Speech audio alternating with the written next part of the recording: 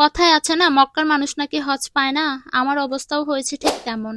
আমার বাসার খুব কাছাকাছি এত সুস্বাদু একটা খিচুড়ি থাকা সত্ত্বেও সেইটা এখনো আমার ট্রাই করা হয়নি।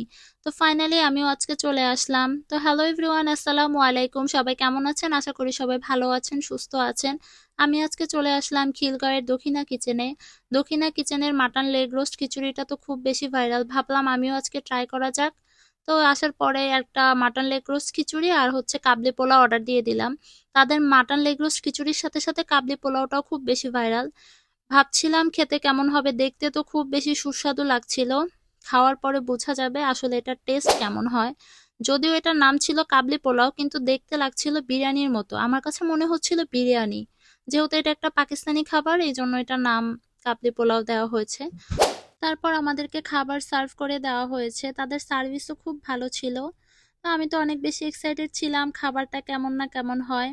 তো আমি বিসমিল্লা বলে খাওয়া শুরু করলাম। খিচুড়িটা খুব বেশি পাতলাও ছিল না, আবার খুব বেশি ঘনও ছিল না, মাখা মাখা ছিল।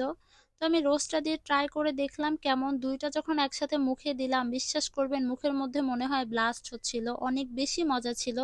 সাথে তারা একটা আচার সার্ভ করেছিল, আচারটাও অনেক মজা ছিল।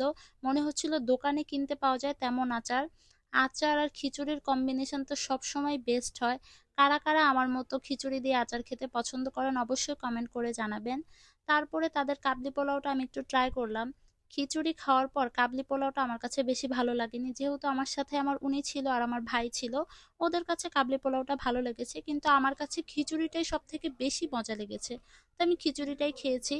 আর তাদের যে বোরহানিটা ছিল, আমার খাওয়া সব থেকে বেস্ট বোরহানি হচ্ছে দক্ষিণা কিচেনের বোরহানি। এইটা একদম 100-এ 100, অনেক বেশি মজা ছিল, আমাদের সবার কাছে অনেক বেশি ভালো লেগেছে। লাস্টে ছিল ফালুদা, ফালুদাটাও অনেক বেশি মজা ছিল। তো আজকের ভিডিওটা এই পর্যন্তই।